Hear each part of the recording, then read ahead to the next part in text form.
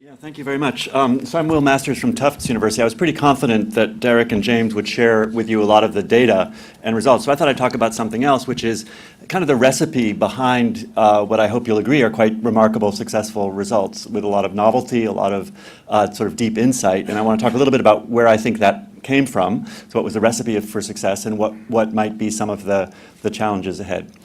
So I first started talking with Derek about this idea of a project that he later named ARENA, about 5 years ago. And the basic motivation for me was to build a laboratory around data that would sit in between the proprietary data sets that IFPRI and many, many other kind of research houses have built such terrific practice areas around, and the open data movement for purely public goods in the data space.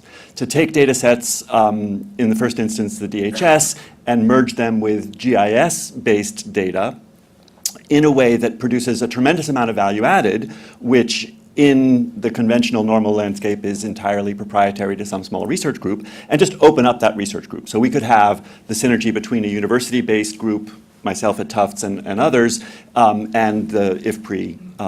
So that data opening to have a larger collaborative group around data that's mashed up would allow us to have much more peripheral vision, to zoom out into all sorts of data questions that weren't previously able to be addressed through the kinds of research that Derek began his first 2 slides with, talking about what had been. So what was the challenge then that led to the success I think you've just seen? Well, the first point is this research agenda was completely not demand-driven. This research agenda was really driven by what is pejoratively called supply-side research, right? Supply-driven research, where the researchers themselves have insights, have recognition of how we could put data together, answer some questions, find things that were previously out of sight, not in the spotlight of available data sets and methods from the past.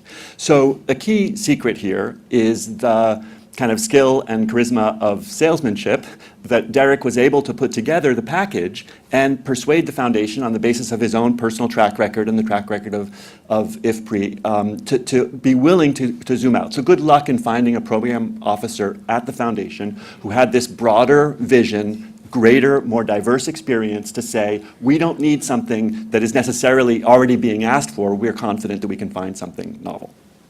So as you turn to kind of questions and discussion, I hope that Leslie can speak to how this might or might not have resonated then within the World Bank and other the governments, the client governments that you work with. But I also want to talk about the challenge that this poses even within the scientific community, going back to journals and saying, now that we've got these disparate results about unanticipated novel pathways, so in particular, going from the conventional list of foods that are considered in the minimum diet diversity for women and so forth, and thinking about what about fortified infant cereals? Thinking about unanticipated agriculture nutrition linkages such as the agricultural health damages from production as opposed to consumption. Thinking about the much larger geographic scale that cannot possibly be randomized about which market area you live in and which economy-wide set of linkages that James discussed you're exposed to.